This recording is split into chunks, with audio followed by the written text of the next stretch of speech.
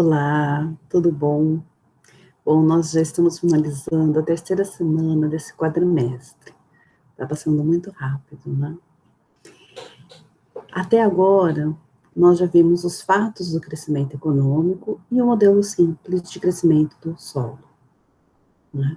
O que nós descobrimos desse modelo simples do crescimento de solo? Nós descobrimos que ele é muito bom, né, para dizer porque alguns países são ricos e outros países são pobres.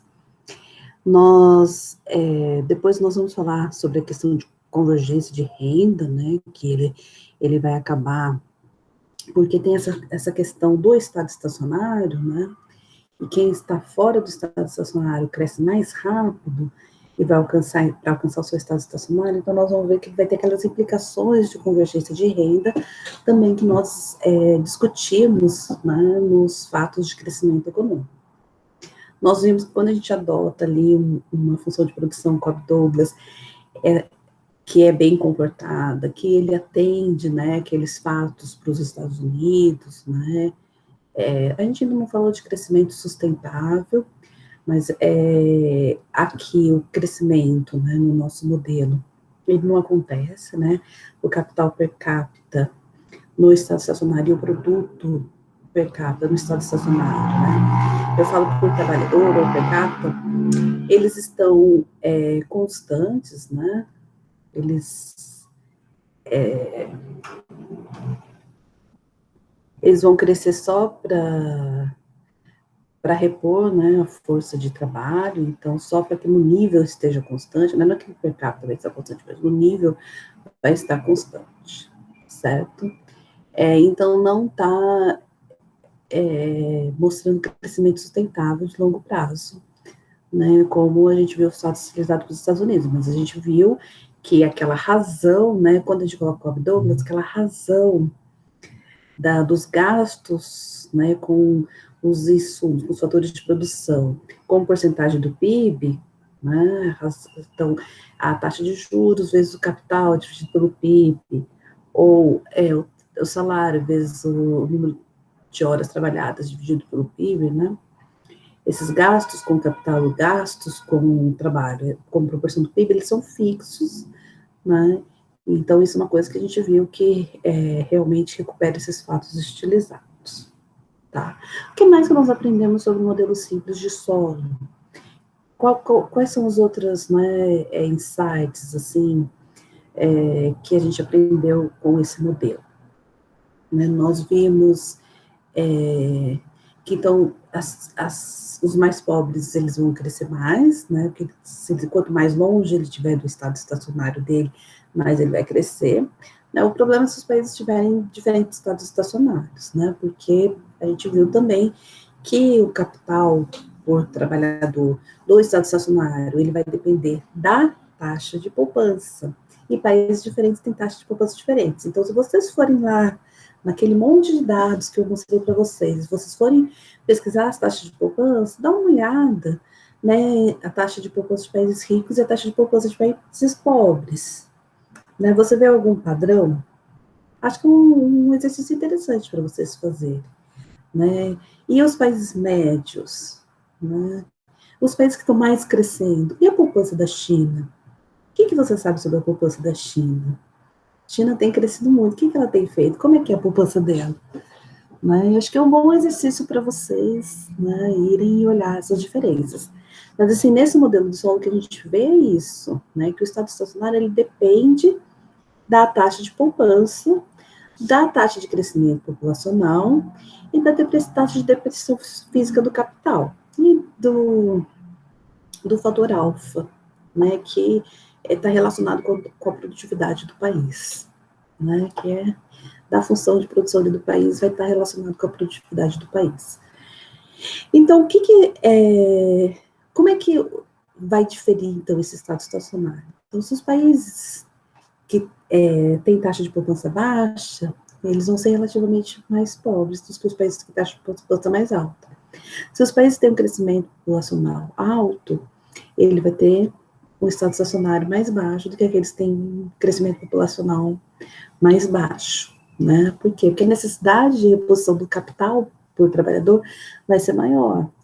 né? E se ele tiver as duas coisas ao mesmo tempo, baixa poupança e alta necessidade de repor o capital, porque sua população está crescendo, então ele vai ter problemas, né? Ele vai ter um status estacionário mais baixo.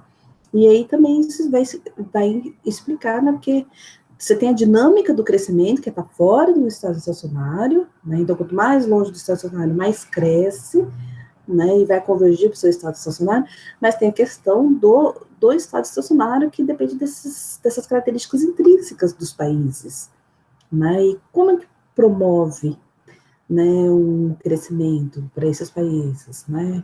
Vamos, né, qual que é a indicação desse modelo, né? Vamos estimular a poupança, vamos estimular investimento, né? Então, vocês vão ter muitos modelos de desenvolvimento, vão ter muitos modelos de crescimento que são sobre investimentos, né? Então, são essas questões, né, que como o modelo é fechado, é a poupança que financia o investimento. Quando a gente abre o modelo, a gente pode abrir esse modelo, a gente pode adicionar complicações a esse modelo simples, né? É que a gente está focando, é o primeiro passo nos modelos de crescimento. Depois a gente vai adicionando outras coisas. Mas quando você abre a poupança, você pode também trazer poupança externa, né? Investimentos externos, né? E isso ajuda também. Tem a questão da ajuda financeira internacional. É uma coisa que vocês podem também olhar. Será que os países que têm ajudas financeiras internacional, eles conseguem crescer mais? Isso é uma grande discussão. Isso é uma grande discussão na literatura, porque a gente tem, por exemplo, países, né, como os tigres asiáticos, né, que por causa da Guerra Fria tiveram muitos investimentos, né, muita ajuda, não é investimento, mas ajuda financeira, né, mas a gente tem também, e eles cresceram, né, eles se desenvolveram, tanto é que eles acham dos tigres asiáticos, né. Mas a gente tem outros países que sempre receberam ajuda financeira internacional e eles estão ali parados. Muitos países africanos, onde tem muita pobreza, está ali parado. Então, acho que também tem uma questão, né, de ajuda financeira é boa ou é ruim?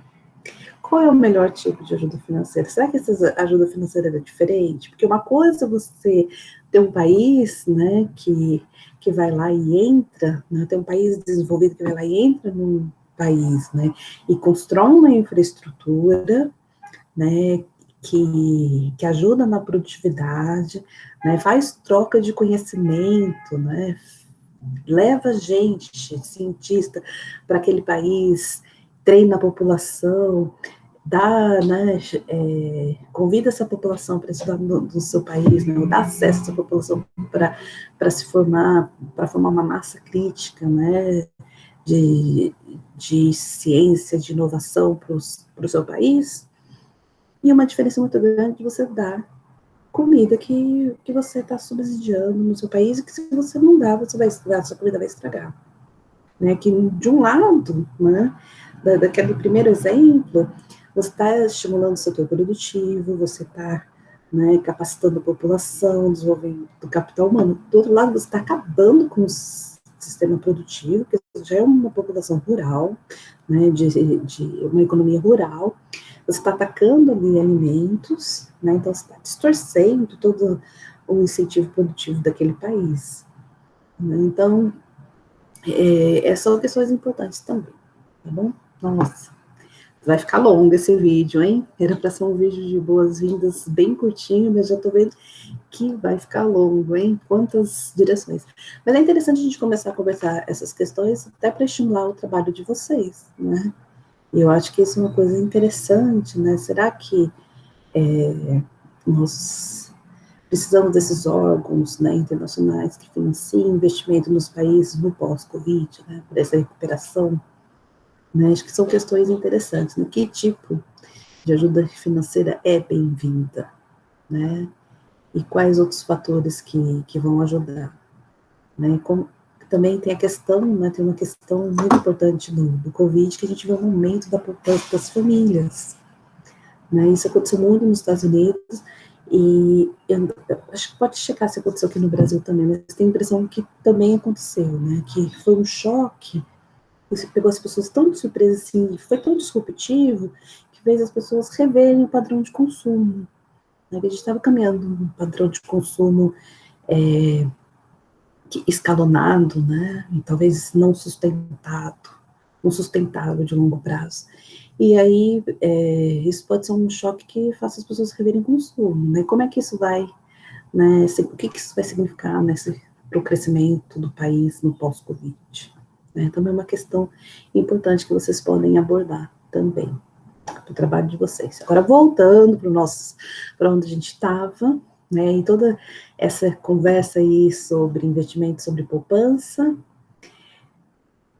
retomando tudo isso para a gente falar, né, da questão da aula de hoje, que chama a regra de ouro. E o que é a regra de ouro? A gente viu isso no nosso modelo simples de solo, né? E essa regra de ouro, a gente vai fazendo o modelo simples, mas ela serve para todos os outros modelos. A questão é que vai adicionando complicaçõezinhas, né? Mas o que acontece, né? O que é essa regra de ouro? Né? Nós vimos que quanto maior a poupança, maior o produto, né? Então, vamos aumentar a poupança infinitamente? Não, né? Por quê? Por que vocês acham que a gente não deveria aumentar a poupança infinitamente?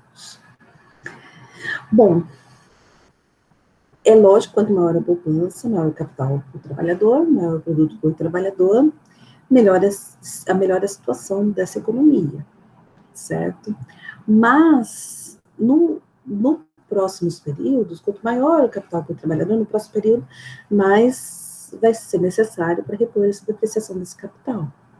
Então, a manutenção, né, desse capital para o trabalhador vai ser custosa, né? Então, tem uma arte aí que é balancear, né? A gente quer aumentar a taxa de poupança, a gente não quer uma taxa de poupança baixa, porque a gente não quer limitar o crescimento, a gente não quer limitar a renda per capita das pessoas desse país, né? O acesso à renda per capita das pessoas desse país.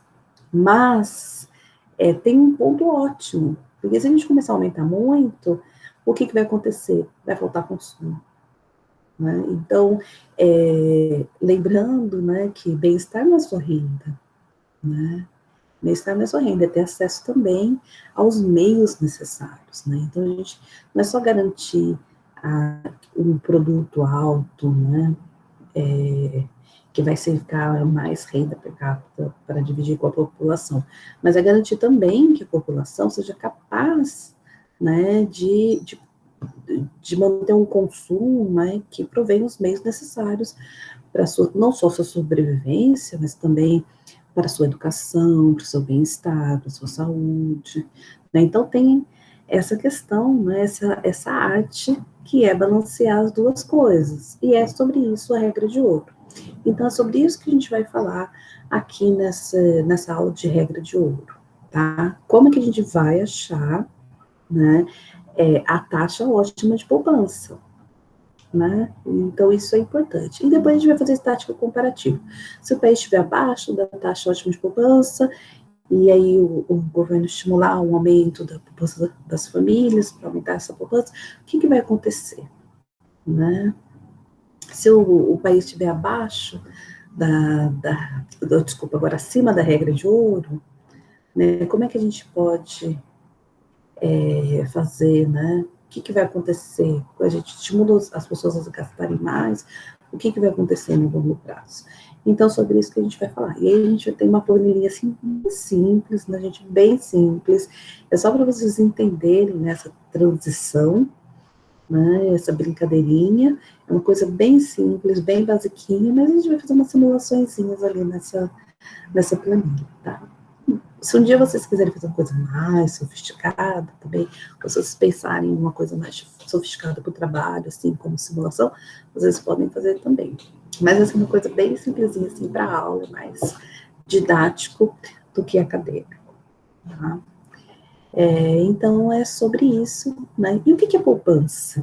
Aqui no nosso modelo, a gente definiu produto, a gente definiu capital, a gente definiu, né, investimentos, né, a fração do PIB para a parte do PIB para investimentos, né? Então, o que vai ser o consumo?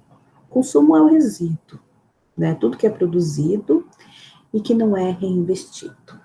Então, o consumo, né, em termos daquelas letrinhas que a gente tem, né, o consumo per capita vai ser um Czinho, né, que ele é o quê? Ele é o Yzinho menos o S vezes o Yzinho, tá? Então, o que vai ser esse consumo per capita? Ele vai ser o produto per capita, né, a renda per capita, menos os investimentos per capita, né, ou a poupança per capita, porque aqui poupança é igual investimento, economia fechada, tá bom? E é a partir dessa brincadeira, né, essa brincadeirinha aqui que a gente vai ter, então, eu tenho produto, o que é produto, né? Produto é capital o trabalhador, capital per capita, elevado a alfa, né? E o que é esse... E no estado estacionário, essa porcentagem da renda, né, parte da renda que é destinada a investimento, que financia investimento, ela tem que se igualar à necessidade de investimento, que é N mais D, né, vezes K, que é o que a gente tem aqui, né, no nosso modelo. E é essa função, né, essa função, objetivo, que vai fazer com que a gente, ao tentar escolher o nível de capital per capita, né, o que a gente vai fazer? Essa é a função objetivo que a gente quer tirar o nosso consumo, né, porque o consumo vai ser isso, e a gente vai escolher esse consumo, né, como é que a gente vai atingir esse consumo ótimo? Escolhendo o nível de capital por trabalhador ótimo de estado estacionário. Então, vai ser assim. Imagina que a gente tem muitas possibilidades de estados estacionários, mas só um deles é aquele que maximiza o consumo da população. E é esse que a gente quer determinar. E é isso que a gente vai fazer na aula de hoje. Tá bom? Então, até mais. E fique esperando, aguardando os próximos vídeos. Vou parar a gravação. Nossa, agora tem 3